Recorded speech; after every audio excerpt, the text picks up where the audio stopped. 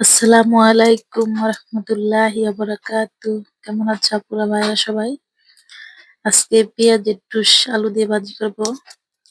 টুস চিনো? তোমাদের দেখাইতেছি দাঁড়াও। এই যে দেখো, এগুলাকে বলে পেঁয়াজের টুস, আমাদের দেশে বলে পেঁয়াজ পাতা। এখন এগুলো কেটে ভালো করে ধুয়ে নিচ্ছি। এদিকে একটা কড়াইতে তেল দিয়ে দিলাম, দিয়ে দেবো পেঁয়াজ কুচি, আর লাগবে মরিচ, কাঁচা মরিচ কেটে দিয়ে দিব পেঁয়াজের সাথে। পেঁয়াজ মরিচ একটু ভালো করে ভেজে নিব। আর আলু চিকন চিকন করে কেটে ধুয়ে নিচ্ছি, আর পেঁয়াজ পাতাও কেটে ধুয়ে নিচ্ছি, দেখাইতেছি তোমাদের। এই যে দেখো আপুরা, পেঁয়াজটা ভাজা হয়ে গেছে।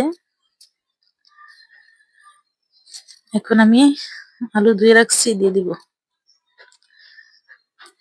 এই যে দেখো আপুরা, আলুটা একটু মোটা করে নিচ্ছি ভাজির মতো করে। আর এই যে পেঁয়াজ পাতা ছোট ছোট করে কেটে নিচ্ছি। এখন একটু সবগুলো একসাথে মিশিয়ে লাড়া দিয়ে লবণ দিয়ে ঢেকে দিব।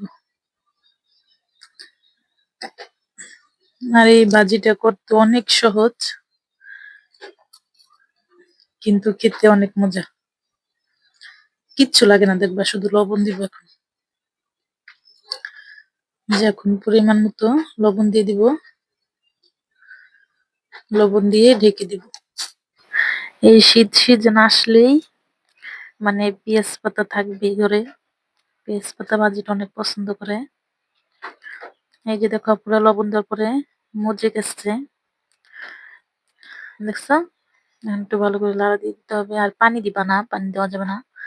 যতটা পারো ঝরিয়ে নিবা পানিটা, কারণ পেঁয়াজ পাতা থেকে অনেক পানি বের হয়। এই ভাজিটা অনেক ভালো লাগে, আমার বাচ্চারাও তো অনেক পছন্দ করে এই ভাজি। এই শীত সিজন আসলে কত নতুন নতুন তরকারি যে পাওয়া যায়, মানে তরকারি কোনো অভাব হয় না। আল্লাহর কত নিয়ামত, কত কিছু দান করছেন আল্লাহ। এখন একটু ধনিয়া পাতা দিয়ে দিলাম পুরা, আর একটু টানিয়ে নিব।